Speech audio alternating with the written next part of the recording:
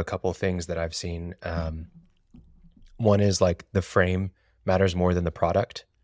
Um, and this comes from like the art world, Huh. kind of, where, if you go into a art gallery, everything's gonna be really spaced out, and they're gonna, the main portrait that they want you to see is gonna be on a wall by itself, and that's what's gonna make it feel so special.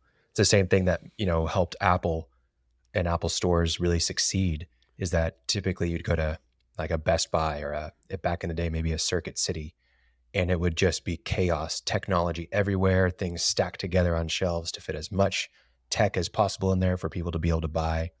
But if you walk into an Apple store, it's like each device, there's only one of it. So there's some like scarcity there. And then if you look at the table, it's like it's clean. There's no Right. wires. You can't see wires anywhere. And they're spaced out heavily. And so it feels very clean and organized, and it feels special when you're looking at it. The same thing goes for, if you've got a commodity product that anybody can do and you've got a lot of competition, how can you change the frame of it? The way that you approach the person to talk about it, the way that you follow up, the things that you focus on more than others, right? How can you change your frame rather than thinking about, oh, my product's worthless, Right. right? And I think in many ways it's the same thing. Like if you think about your skills, like your skills are worthless, but your context is invaluable. Just like, yeah, maybe you were telling me earlier about some contractor that really wanted to get into a new target audience and like work with Right. designers. Is that Right. right? Yeah. Um, What was that?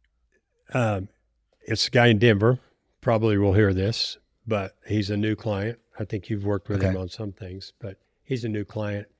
And you can talk in marketing for contractors about you can spend $5,000 a month on AdWords or $15,000 a month and buy billboard. You can spend all this money, but there are some alternatives out there that are force multipliers, and that's to deal with, I'll call them influencers, but people who deal with the same market you do.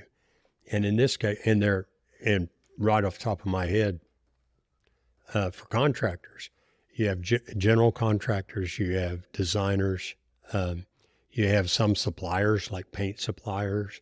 Um, you have people who are working, Architects. architects who are working in the same space you are. And what I asked this young man to do, he's already working with some designers, and he's a remodeler in a large metropolitan area. And what I asked him to do, his assignment for this week, was to go talk to at least 10 designers in a 2-week period and approach them with this.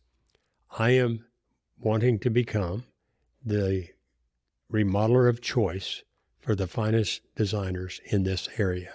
In order to do that, I need to know what displeases you about the contractors you've worked with and what pleases you about the contractors you've worked with. And he already did that and emailed me a partial list, and it's amazing.